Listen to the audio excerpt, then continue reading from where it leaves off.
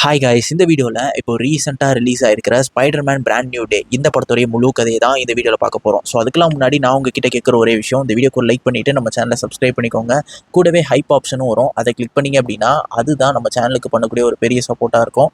வாங்க இப்போ கதைக்குள்ளே போகலாம். ஃபர்ஸ்ட்டு பிராண்ட் நியூ டே படத்துக்குள்ளே போகிறதுக்கு முன்னாடி நம்ம நோவே ஹோமில் என்ன நடந்துச்சு அப்படின்றத ஒரு குட்டி ரீகேப் போட்டு வந்துடலாம்.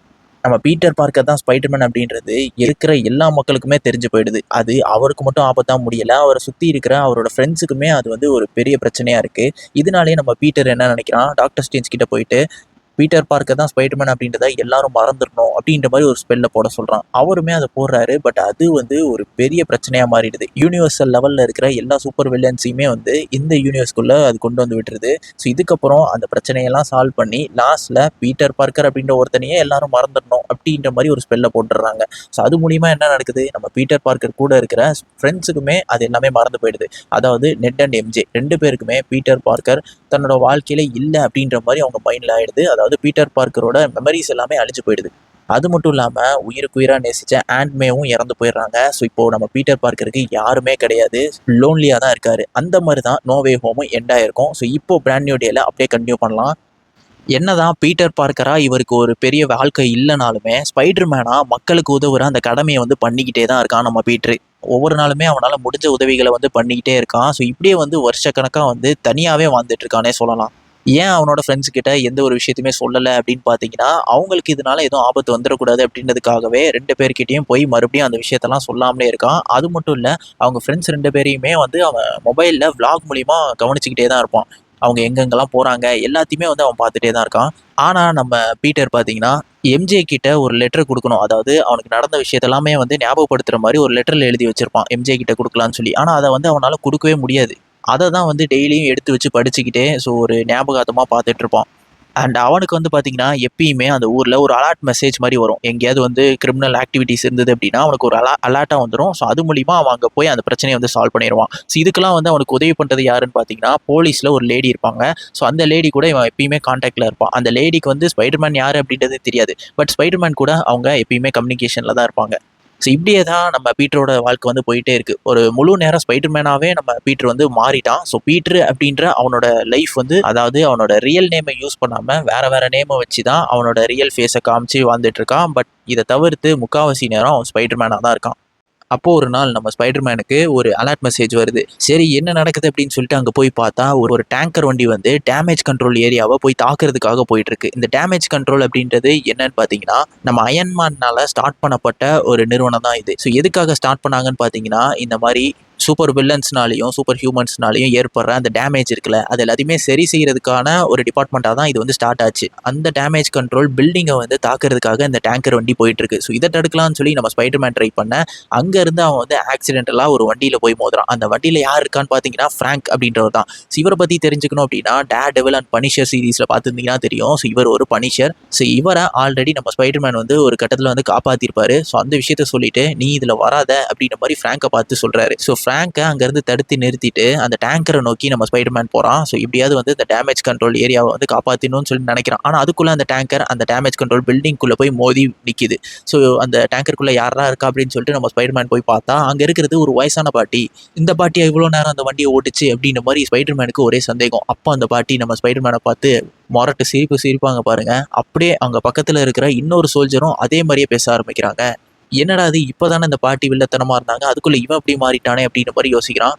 அந்த சோல்ஜர் கிட்ட இருந்து இன்னொரு சோல்ஜரோட உடம்புக்குள்ள அந்த வில்லன் வந்து போக ஆரம்பிக்கிறான். அதாவது இந்த வில்லனோட சூப்பர் பவரே வந்து கூடு விட்டு கூடு பாயறது தான். ஸோ இதெல்லாம் எதுக்காக நடக்குதுன்னு பார்த்தீங்கன்னா, ஸ்பைடர்மேன் ஹோம் கம்மிங்கில் நம்ம ஸ்கார்பியன் வந்திருப்பான். ஸோ அந்த ஸ்கார்பியனை இங்கேருந்து தப்பிக்க வைக்கணும் அப்படின்றதுக்காக தான் யாரோ ஒருத்தர் முயற்சி பண்ணிட்டு இருக்காங்க. இப்படி கூடு விட்டு கூடு தாவி. ஸோ அவங்க வந்து அந்த ஸ்கார்பியனை தப்பிக்க வச்சிடுறாங்க. நம்ம ஹீரோ வந்து எவ்வளோ ட்ரை பண்ணுறாரு, ஆனால் அவரால் முடியல. ஸோ ஒரு கட்டத்தில் இவனை எப்படியாவது நான் கண்டுபிடிச்சி அவன் யார் அப்படின்றது தெரிஞ்சுக்கிட்டே ஆகணும் அப்படின்ற மாதிரி யோசிக்கிறாரு. ஆனால் யார்கிட்ட போய் கேட்கறது அப்படின்றது தெரியல. அப்புறம் தான் ஒரு ஐடியா, நம்ம பிளாக் வீடோ கிட்டே போய் கேட்டுடலாம் அப்படின்னு சொல்லிட்டு அவங்க கிட்டே போய் கேட்குறாரு. இந்த மாதிரி டேமேஜ் கண்ட்ரோல் ஏரியாவில் ஒரு அட்டாக் நடந்திருக்கு, இதை பற்றி எதாவது தெரியுமா அப்படின்னு மாதிரி கேட்க, அப்போ நம்ம பிளாக் வீடோ என்ன சொல்கிறாங்க, இந்த மாதிரி விமேக்ஸ் அப்படின்னு சொல்லி ஒரு விஷயம் இருக்குது, அதை தேடி தான் யாரோ ஒருத்தவங்க வந்திருக்காங்க. விமேக்ஸ்னால் என்னன்னு எனக்கும் தெரியல, பட் இதுதான் எனக்கு தெரிஞ்ச விஷயம் அப்படின்ற மாதிரி சொல்லிடுறாங்க.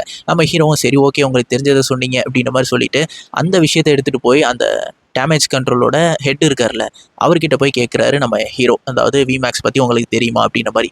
அந்த ஹெட்டுமே எனக்கும் அது தெரியாது அப்படின்ற மாதிரி சொல்லிடுறாங்க. சரி ஓகேன்ட்டு ஏதாவது ஒரு க்ளூ கிடைக்காமையா போகுது அப்படின்ற மாதிரி நம்ம ஹீரோ வந்து தேடிட்டு இருக்கான்.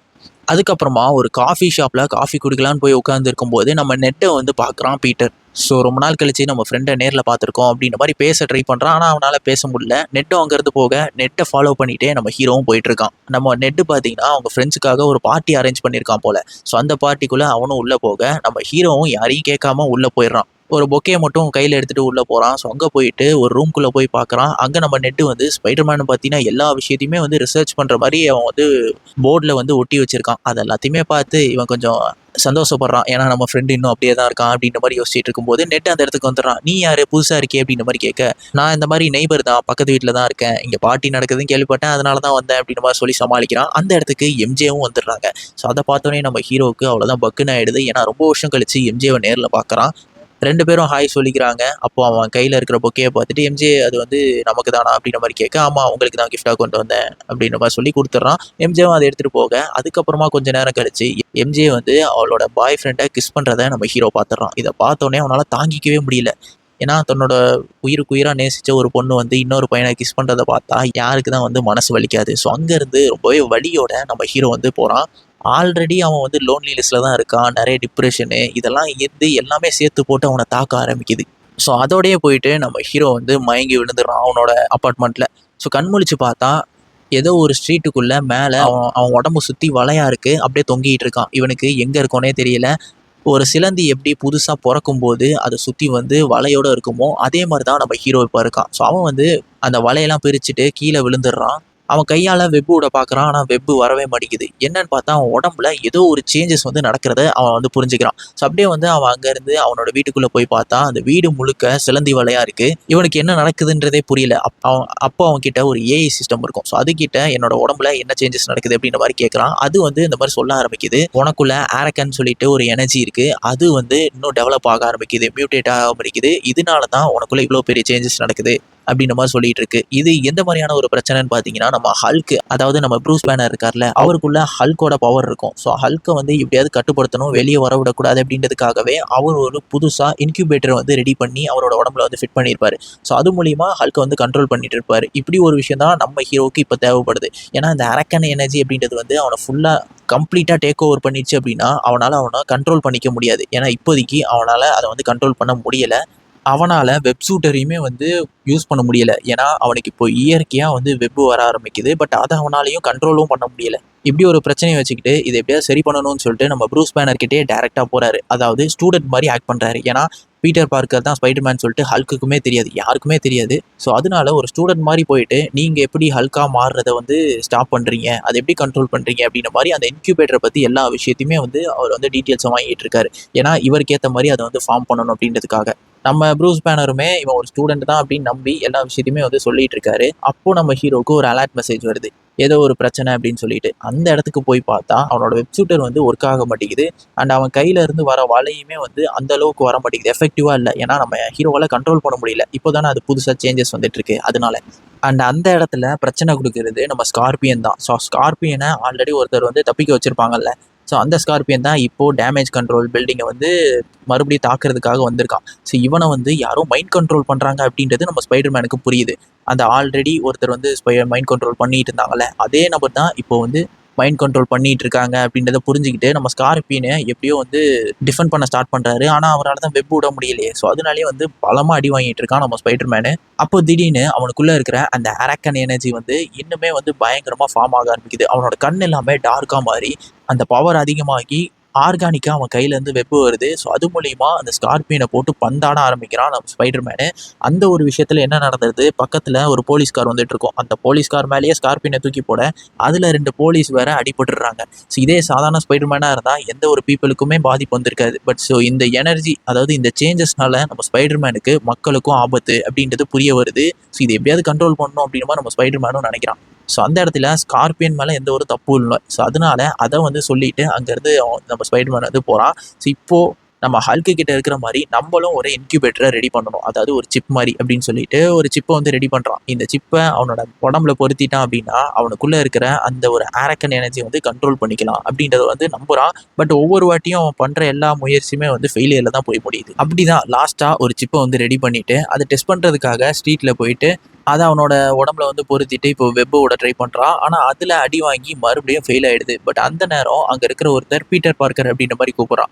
இதை கேட்டோடனே நம்ம ஸ்பைடர்மேனுக்கு ஆச்சரியம். யார் அது பீட்டர் பார்க்கர்னு எனக்கு கரெக்டாக சொல்கிறது எல்லாருக்கும் மறந்துருக்குமே அப்படின்ற மாதிரி நினச்சா அதுதான் அந்த மைண்ட் கண்ட்ரோல் பண்ணிட்டு இருந்தா அதே ஆள் தான் இந்த ஆளையுமே வந்து மைண்ட் கண்ட்ரோல் பண்ணி அதாவது நம்ம ஸ்பைடர்மேனை பீட்டர் பார்க்கர்னு சொல்லி கூப்பிட்டுருக்கான். இவனுக்கு எப்படி தெரிஞ்சிருக்கும் அப்படின்னா நம்ம பீட்டர் பார்க்கோட நம்ம ஸ்பைடர்மேனோட ரூமுக்கே போய் அங்கே தான் நின்றுட்டு இருக்கான் அந்த ஆள்.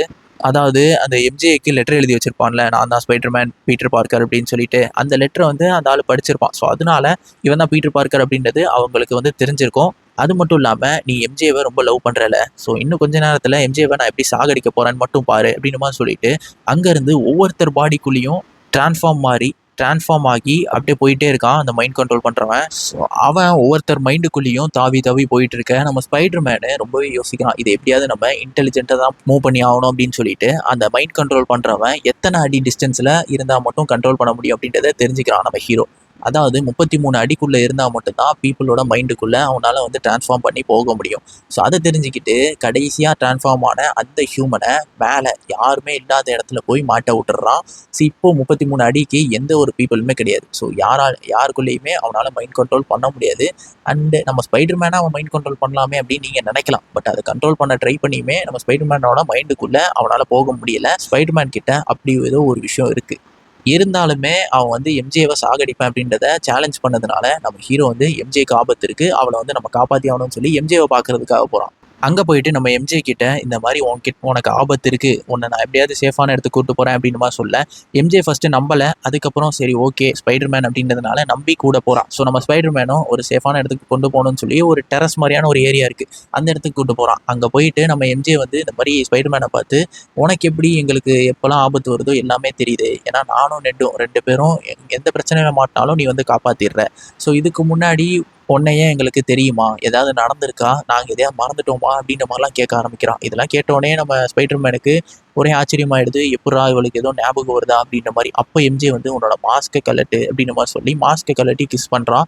ஸோ அப்போது பீட்டர் பார்க்கரோட முழு முகத்தையும் பார்த்தோன்னே நம்ம எம்ஜேக்கு பழைய நினைவுகள் எல்லாமே ஞாபகம் வர ஆரம்பிக்குது. நம்ம ஹீரோவுக்குமே ரொம்ப சந்தோஷம், ஏன்னா எம்ஜே வந்து பழசை வந்து ஞாபகம் வச்சுக்கிட்டா, ஸோ வந்து மறுபடியும் நம்ம லைஃப்பில் கிடச்சிட்டா அப்படின்னு ரொம்பவே ஹாப்பியாக இருக்காரு. அப்புறமா எம்ஜே பார்த்தீங்கன்னா ஒரு மாதிரி வில்லத்தனமாக பேச ஆரம்பிக்கிறா. இதை கேட்டோன்னே இது உண்மையான எம்ஜே கிடையாது, அந்த மைண்ட் கண்ட்ரோல் பண்ணுற வில்லன் தான் இவளை கண்ட்ரோல் பண்ணிட்டு இந்த மாதிரி பேச வச்சிருக்கா அப்படின்றது பீட்டருக்கு தெரியுது. ஒரு நிமிஷம் அவ்வளோதான், எல்லாமே ஆடி போயிடுது. இவ்வளோ நேரம் சந்தோஷமாக இருந்ததெல்லாம் வீணா போச்சா அப்படின்ற மாதிரி ஆயிடுச்சு. இப்போது எம்ஜேவை நீ ரொம்ப லவ் பண்ணுறல, எம்ஜேவோட உயிரை இப்போ எடுக்கிறேன் பாரு அப்படின்ற மாதிரி சொல்லிட்டு அப்படியே எம்ஜே வந்து அந்த பில்டிங்லேருந்து கீழே குதிக்கிறான். இதை பார்த்தோன்னே பீட்டருமே அதாவது ஸ்பைடர்மேனுமே போய் அவளை காப்பாற்றி கீழே விழுந்துடுறான். அந்த நேரம் நம்ம எம்ஜே மயக்கம் போட்டு விழுந்துடுறான். ஸோ இவ்வளோ நேரம் பேசினது அந்த மைண்ட் கண்ட்ரோல் பண்ணுறவன் தான் அப்படின்றத தெரிஞ்ச உடனே நம்ம ஹீரோவால் ஏற்றுக்கவே முடியல. அப்போது ஒரு ஆள் பார்த்தீங்கன்னா அதான் அந்த வில்லனால் மைண்ட் கண்ட்ரோல் பண்ணப்பட்ட ஒரு ஆள் நம்ம ஹீரோவை பார்த்து, இங்கே பாரு, பாதி சிலந்தி பாதி ஹியூமனாக இருக்கிற நீ ஏன் மற்ற பீப்புளை நம்புற, நீ இப்போலாம் நம்பக்கூடாது அப்படின்ற மாதிரி சொல்லிட்டு அங்கேருந்து கார் எடுத்துகிட்டு கிளம்புது. அப்போதான் அந்த மைண்ட் கண்ட்ரோல் பண்ணுற உண்மையான வில்லன் அந்த காருக்குள்ளே உட்காந்துருக்குது நம்ம ஸ்பைடர்மேன் வந்து பார்க்குறான். ஸோ அவன் ஸ்கேன் பண்ணி பார்க்கும்போது தான் தெரியுது இவ்வளோ நேரம் வில்லன் நினச்சிக்கிட்டு இருந்தது தப்பு, அது ஒரு வெள்ளி, ஒரு பொண்ணு தான் வந்து இது எல்லாத்தையுமே பண்ணிகிட்டு இருக்கு அப்படின்றத நம்ம ஹீரோ புரிஞ்சுக்கிறான். இப்போது எம்ஜே வந்து கண்ணு முழிச்சிடுறா. அவளை பார்த்தோன்னே நம்ம ஸ்பைடர்மேனு உன்னை நான் சேஃபான இடத்துக்கு கூட்டு போகிறேன்னு சொல்லிட்டு ஒரு இடத்துக்கு கூட்டு போகிறான். அங்கே போய் பார்த்தா அது நம்ம பனிஷரோட இடம் தான். கால் வைக்கிற இடம்லாம் கன்னி வெடி மாதிரி ஒவ்வொரு ட்ராப்பாக அந்த இடத்துல இருக்குது. அது எல்லாத்தையுமே தாண்டி நம்ம ஸ்பைடர்மேன் உள்ளே போய் பனிஷர் கிட்ட, இங்கே பாருப்பா இந்த பொண்ணுக்கு ஆபத்து இருக்குது, இந்த பொண்ணை நான் இங்கே தங்க வச்சுக்கிறேன் அப்படின்ற மாதிரி சொல்ல நம்ம பனிஷரும் சரி ஓகே, நீ எந்த ஒரு காரணம் இல்லாமல் இந்த மாதிரி பொண்ணெல்லாம் கூப்பிட்டு வர மாட்டேன் அப்படின்னு சொல்லிட்டு ஒத்துக்கிறாரு. அதுக்கப்புறமா நம்ம ஸ்பைடர்மேனுக்கு அந்த வெள்ளி யாரு, அவள் எதுக்காக இந்த மாதிரி டேமேஜ் கண்ட்ரோலை வந்து அழிக்க பார்க்குறான், அந்த விமேக்ஸை தேடி எதுக்காக அவள் வந்துட்டு இருக்கா, அந்த விமேக்ஸ்லாம் என்ன இப்படின்னு சொல்லி பல கேள்விகள் இருக்குது. இது எல்லாத்தையுமே கண்டுபிடிக்கணும் அப்படின்னா அவனோட பவர்ஸை அவன் கண்ட்ரோல் பண்ணணும். ஸோ அதுக்காக ஒரு சிப்பு ரெடி பண்ணிட்டு இருந்தாங்க, அதை மறுபடியும் ரெடி பண்ணுறதுக்காக முயற்சி செஞ்சுக்கிட்டு இருக்கான். ஸோ இதெல்லாம் பார்த்த அங்கேருந்து எம்ஜே அவளுமே வந்து ஹெல்ப் பண்ணுறான். இந்த மாதிரி சில விஷயங்கள்லாம் இதில் மாற்று அப்படின்னு சொல்லி அவன் வந்து ஹெல்ப் பண்ணிட்டு இருக்கான். ஆனால் அப்பயுமே நம்ம ஸ்பைடர்மேன் மாஸ்க்கை போட்டே தான் இருக்கார். ஏன்னா மாஸ்க்கை கலட்டி உண்மையான ஃபேஸை காட்ட அவருக்கு வந்து விருப்பம் இல்லை. ஸோ அதனால மாஸ்க்கை போட்டே தான் இருக்கான். எம்ஜே சொன்ன விஷயங்கள்லாம் சேஞ்சஸ்லாம் பண்ண பிறகு அந்த சிப்பை அவனோட பாடியில் பொறுத்துறான். ஸோ அப்புறமா அவனோட பவர்ஸை அவனால் கண்ட்ரோல் பண்ண முடியுது. ஸோ அவன் வந்து இப்போ ஃப்ரீ. அவனோட கையில் ஆர்கானிக் வெப் வருது. எல்லாத்தையுமே கண்ட்ரோல் பண்ணி அவனால் யூஸ் பண்ண முடியுது. இப்போ மறுபடியும் நம்ம ஹீரோவுக்கு ஒரு அலர்ட் மெசேஜ் வருது. என்னன்னு பார்த்தா நம்ம டேமேஜ் கண்ட்ரோல் ஏரியாவை அந்த வெள்ளி, அதான் அவளோட பேர் வந்து ஜீன் கிரே. ஸோ நம்ம ஜீன் வந்து தாக்கிட்டு இருக்கா அப்படின்றது தெரிஞ்ச உடனே ஜீன் கிரே அவளை நிறுத்தணும்னு சொல்லிட்டு நம்ம ஸ்பைடர்மேனுமே வந்து அங்கே போய் அவளை நிறுத்த ட்ரை பண்ணிட்டு இருக்கான். அங்கே போய் பார்த்தா நம்ம ஜீன் பார்த்தீங்கன்னா, என்ன நீ தாக்குறதுக்கு முன்னாடி இவனை நீ சமாளிச்சுட்டு தான் வரணும் அப்படின்ற மாதிரி சொல்லிட்டு போறான். அப்புறம் தான் அது யாரா அப்படின்ற மாதிரி பார்த்தா அது நம்ம ஹல்க்கு. அதாவது ப்ரூஸ் பேனரோட ஃபார்ம்ல இருந்து முழு ஆள்கா மாறி போய் இப்போ வந்திருக்காரு. ஸோ அவர்கிட்ட இருக்கிற அந்த இன்க்யூபேட்டரை ஜீன் வந்து கலட்டி விட்டா போல. அது மட்டும் இல்லாமல் அந்த ஹல்கை மைண்டும் கண்ட்ரோல் பண்ணிட்டு இருக்கா. ஸோ அதனால அந்த ஹல்க்கு இப்போ முரட்டுத்தனமாக நம்ம ஸ்பைடர்மேனை போட்டு தாக்குறதுக்காக வந்துட்டு இருக்காரு. ஸோ நம்ம ஸ்பைடர்மேனாலையும் ஹல்கை தாக்கு பிடிக்க முடியல. ஏன்னா ஹல்க் எந்த அளவுக்கு பவர்னு நமக்கு தெரியும். ஸோ அந்த இடத்துக்கு நம்ம பனிஷரும் வந்துடுறான். அதாவது எம்ஜேவை பார்த்துக்க சொல்லி தான் நம்ம ஸ்பைடர்மேனை வந்து பனிஷரை விட்டுட்டு போயிருப்பான். ஆனால் பனிஷர் வந்து எம்ஜே இந்த மாதிரி ஸ்பைடர்மேனை போய் காப்பாற்று அப்படின்ற மாதிரி சொல்லி அனுப்புனதுனால பனிஷரும் இங்கே ஹெல்ப் பண்ணுறதுக்காக வந்திருப்பான். ஆனால் அவனால் என்ன பண்ண முடியும்? கண்ணால் தான் வந்து ஷூட் பண்ணிட்டு இருக்கான். ஹல்க்குக்கு வந்து புல்லட்ஸ் எல்லாம் எதுவுமே பண்ணாது அப்படின்றது நமக்கு தெரியும். ஸோ அதனால ஹல்க்கு போட்டு பந்தாடிக்கிட்டு இருக்க ஒரு கட்டத்தில் ஸ்பைடர்மேனு ஹல்க்கை பார்த்து, நம்ம 2 பேருமே ஃப்ரெண்ட்ஸுப்பா, உனக்கு ஞாபகம் இல்லையா அப்படின்ற மாதிரி எவ்வளவோ சொல்ல. அப்போ நம்ம ஹல்க்குள்ள இருக்கிற ப்ரூஸ் பேனர் வந்து வெளியே வர ஆரம்பிக்கிறாரு. அதாவது அந்த ஜீன் கிரே வந்து கட்டுப்படுத்திட்டு இருந்தால, ஸோ அவளை வந்து அவனோட மைண்ட்ல இருந்து வெளியேற்றிடுறாரு. இப்போ என்னால் இங்கே இவ்வளோ பெரிய பிரச்சனை நடந்துருச்சு, நான் இங்கே இருக்கக்கூடாது அப்படின்னு சொல்லிட்டு அந்த பில்டிங்லேருந்து ஹல்க்கு கீழே குதிச்சிடுறாரு. இப்போ ஒரே வழி என்னன்னு பார்த்தீங்கன்னா, அவர் ஒரு சிப்பை ரெடி பண்ணியிருப்பான்ல நம்ம ஹீரோ, அந்த சிப்பை வந்து ஜீனோட உடம்புல பொருத்திட்டோம் அப்படின்னா ஜீனோட பவர்ஸ் வந்து வேலை செய்யாது. ஸோ அது மூலிமா ஜீனை பிடிச்சிடலாம் அப்படின்னு சொல்லிட்டு ஜீனோட கழுத்தில் போய் அந்த சிப்பை வந்து பொருத்திடுறான். ஸோ இப்போ ஜீனோட பவர்ஸ் எல்லாமே காலி ஆயிடுது. அந்த இடத்துக்கு வந்து டேமேஜ் கண்ட்ரோலோட ஹெட்டுமே வந்து ஜீன் மேலே ஊசியை போட்டு ஜீனை பிடிச்சிடுறாரு. இப்போ நம்ம ஹீரோ ஜீனை பிடிக்க போற அந்த நேரத்துல ஜீன் ஒரு வார்த்தையை சொல்லியிருப்பா, அதாவது சாரான்னு சொல்லிட்டு. இதை கேட்டோடனே சாரா யாரு அப்படின்ற மாதிரி நம்ம ஹெட்டு கிட்ட பார்த்து கேட்குறான். அதுக்கு அவருமே வந்து, என்ன கொஞ்ச நேரத்துக்கு முன்னாடி ஜீன் வந்து கண்ட்ரோல் பண்ணா, மைண்ட் கண்ட்ரோல் பண்ணா. அப்போ வந்து என்னோட மைண்ட்ல சாரான்ற விஷயம் வந்து ஓடிட்டு இருந்தது. பட் அவர் யாருன்றது எங்களுக்கு தெரியல அப்படின்ற மாதிரி அவர் சொல்லிடுறாரு. இப்போ ஜீனியுமே வந்து அவர் பிடிச்சிட்டு போயிடுறாரு. இப்போ சரி, ஓகே, எல்லா பிரச்சனையும் சால்வ் ஆயிடுச்சு அப்படின்ட்டு நம்ம ஸ்பைடர்மேனும் எம்ஜேவை பார்க்கறதுக்காக அந்த இடத்துக்கு, அதான் சேஃபான இடம் இருக்கும்ல, அங்கே போறாரு. அங்கே போனால் நம்ம எம்ஜே, அதாவது பீட்ரு எம்ஜே கிட்ட கொடுக்கணும்னு சொல்லி ஒரு லெட்டர் எழுதி வச்சிருப்பான்ல, அந்த லெட்டர் வந்து எடுத்து படிச்சிடுறான். ஸோ இவ்வளோ நாள் வந்து இதை என்கிட்ட கொடுக்கணும்னு நீ வச்சிருந்தியா? அப்போது நம்ம 2 பேரும் தான் லவ் பண்ணியிருக்கோமா அப்படின்ற மாதிரி சொல்ல. அப்போ பீட்ரு, ஆமாம், இது வந்து நம்ம 2 பேரும் லவ் பண்ணோம். அதுக்கப்புறமா நிறைய விஷயம் நடந்துச்சு. இந்த லெட்டரில் எழுதியிருக்க மாதிரி தான் எல்லாத்தையும் மறந்துட்டீங்க அப்படின்னு மாதிரி சொல்ல. அவனோட மாஸ்கை கழட்டு அப்படின்ற மாதிரி எம்ஜே கேட்குறான். இவனுமே வந்து மாஸ்கை கழட்டி காமிச்சு, நான் தான் பீட்டர் பார்க்கர் அப்படின்ற மாதிரி சொல்ல. எம்ஜேக்கு வந்து முன்னாடி நடந்த எந்த ஒரு விஷயமே ஞாபகம் இல்லை. ஆனால் இவன் வந்து இந்த ஃபேஸோட இவளை வந்து நிறைய வாட்டி ஃபாலோ பண்ணி பேச வந்திருக்கான் அப்படின்றது வந்து தெரியும். நீ அதிக டைம் வந்து என்கிட்ட பேச வந்திருக்க, பட் இது எதுவுமே சொல்லணும்னு தோணலையா அப்படின்ற மாதிரி கேட்க. ஆமாம், எனக்கு தோணுச்சு, பட் சொல்ல எனக்கு மனசு வரல அப்படின்ற மாதிரி சொல்கிறான். சரி, ஓகே, இப்போ நீ தான் வந்து பீட்டர் பார்க்கர்னு தெரிஞ்ச ஒரே காரணத்துக்காக உன்னெல்லாம் லவ் பண்ண முடியாது. ஏன்னா நீ யாருன்னு எனக்கு தெரியல, உன்னை பற்றி எந்த ஒரு நினைவுமே என்கிட்ட இல்லை, அதனால என்னால் உன்னை லவ் பண்ண முடியாது அப்படின்னு மாதிரி சொல்லிடுறான். நம்ம ஹீரோவுக்கு இதெல்லாம் கேட்க வந்து வருத்தமாக இருந்தாலும், பட் நடந்த விஷயம்லாம் எம்ஜேக்கு தெரிஞ்சிருச்சு அப்படின்ற ஒரு சின்ன ஹாப்பினஸ் அவனுக்குள்ளே இருக்குது. சரி, ஓகேன்ட்டு எம்ஜேவை அவனோட வீட்லேயே போய் ட்ராப் பண்ணுறான். அப்போ நம்ம எம்ஜே, நீ ஏன் மேலே வரக்கூடாது அப்படின்ற மாதிரி கேட்குறான். ஏன்னா நெட்டுக்குமே நம்ம ஹீரோ வந்து ஃப்ரெண்டு தானே.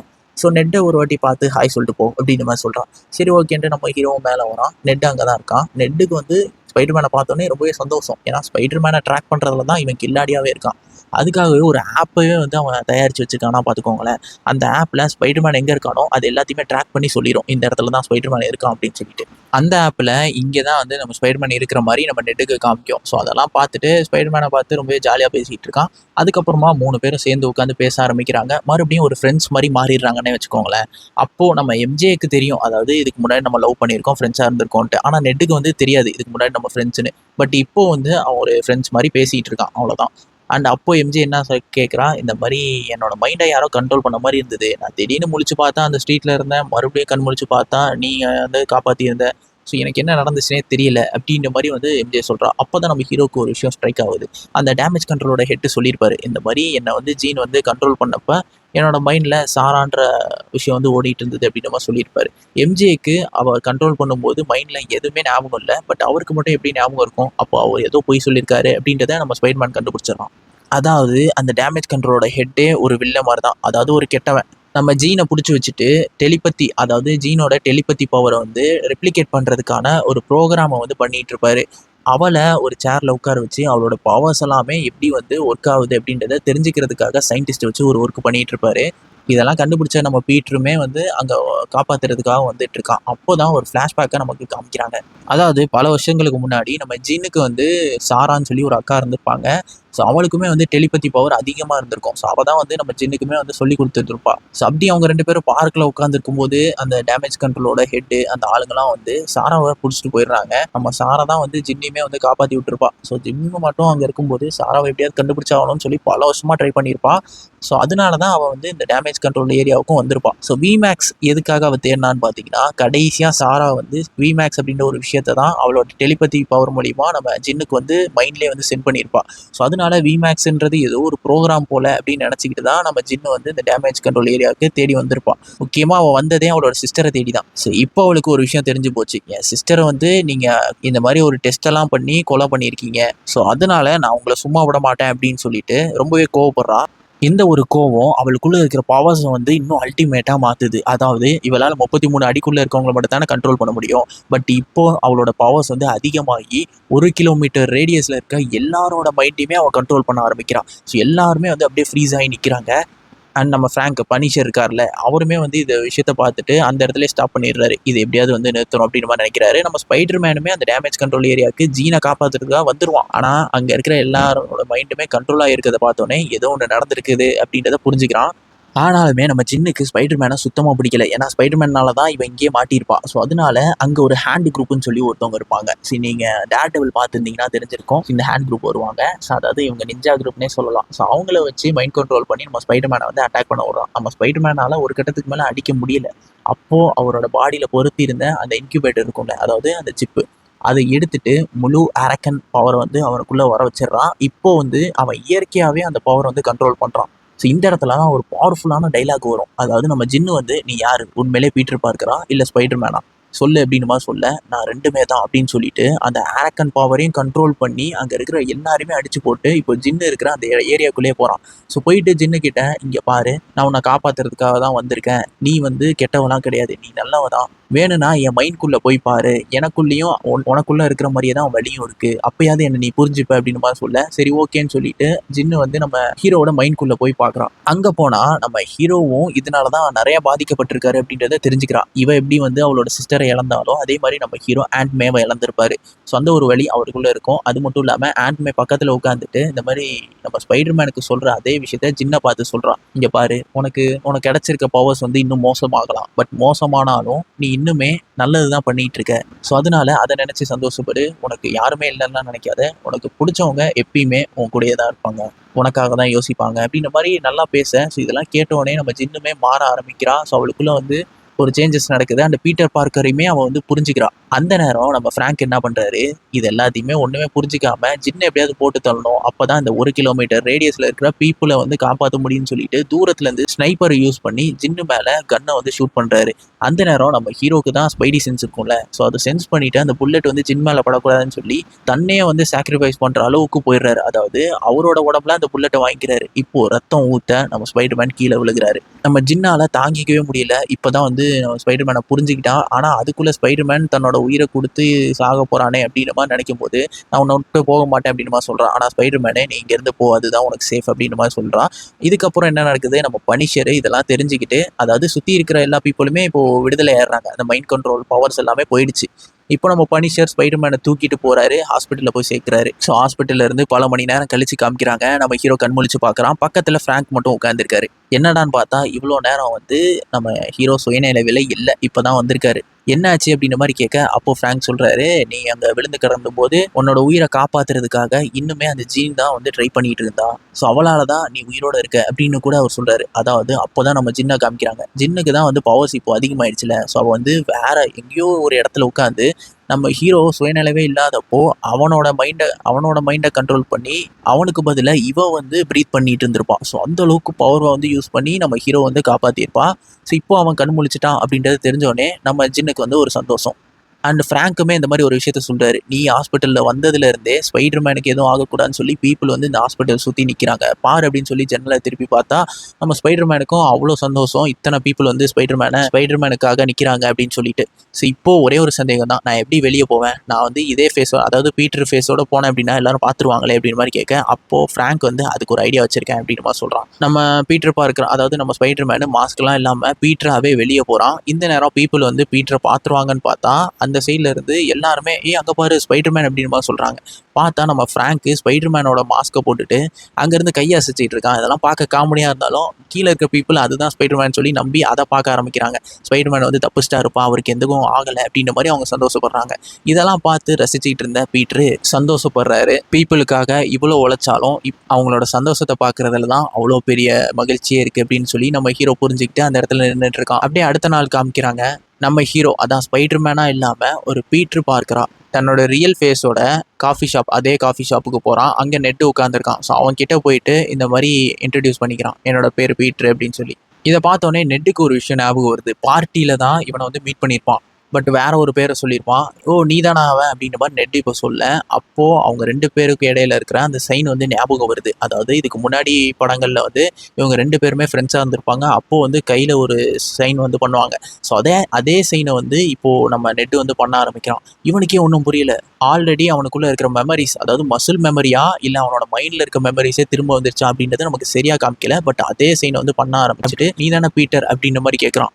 அதாவது ஒரு ரியலைசேஷன் வந்துருச்சு. பட் இதுக்கு முன்னாடி என்ன நடந்திருக்குன்னா, நம்ம எம்ஜேக்கு வந்து பீட்டர் தான் ஸ்பைடர்மேன் சொல்லி தெரியும். ஸோ அந்த விஷயத்தினால நெட்டு கிட்ட ஸ்பைடர்மேனோட பேர் வந்து பீட்டர் அப்படின்ற மாதிரி சொல்லியிருப்பான். ஸோ அதனால நம்ம நெட்டு இவனை பார்த்துட்டு பீட்டர் ஸ்பைடர்மேன் தானே நீ அப்படின்ற மாதிரி கேட்குறானா, இல்லை ஆல்ரெடி இவன் நம்மளோட ஃப்ரெண்டு பீட்டர் பார்க்கர் அப்படின்றது தெரிஞ்சுக்கிட்டு இப்போ கேட்குறானா அப்படின்ற மாதிரி தெரியல. பட் டபுள் எண்டிங்கோட இந்த படத்தை வந்து இந்த இடத்துலயே முடிக்கிறாங்க. ஸோ அவ்வளோதான். நம்ம மார்வல் படங்கள்லாம் படம் முடிஞ்ச பிறகு போஸ்ட் கிரெடிட் சீனுக்காக வெயிட் பண்ணுவோம்ல, அப்படி தான் 10 நிமிஷம் வெயிட் பண்ணி இந்த படத்தில் ஒரு போஸ்ட் கிரெடிட் சீனும் வச்சாங்க. அது என்னன்னு பார்த்தீங்கன்னா, நம்ம நெட்டு வந்து ஒரு ட்ராக்கர் கண்டுபிடிச்சிருப்பான்ல, ஸ்பைடர்மேன் எங்கே இருக்கான்னு சொல்லி காட்டுமே. ஸோ அந்த ட்ராக்கரு இப்போது ஸ்பேஸையும் தாண்டி இன்னொரு இடத்துல இன்னொரு புது ஸ்பைடர்மேனை ட்ராக் பண்ணியிருக்கோம் அப்படின்ற மாதிரி காட்டுது.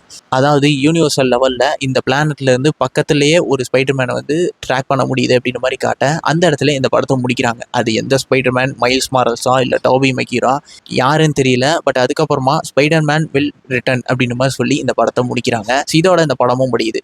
உங்களில் எத்தனை பேருக்கு இந்த கதை பிடிச்சிருந்தது அப்படின்றத கமெண்ட்டில் சொல்லுங்கள். அண்ட் போஸ்ட் கிரெடிட் சீனை டீட்டெயில்டாக எக்ஸ்பிளைன் பண்ணணும்னா கமெண்ட் பண்ணுங்கள். அதுக்கு ஒரு தனி வீடியோ நம்ம போட்டுடலாம். நான் உங்களை அடுத்து ஒரு இன்ட்ரெஸ்டிங்கான படத்தில் வந்து மீட் பண்ணுறேன். Until then signing off.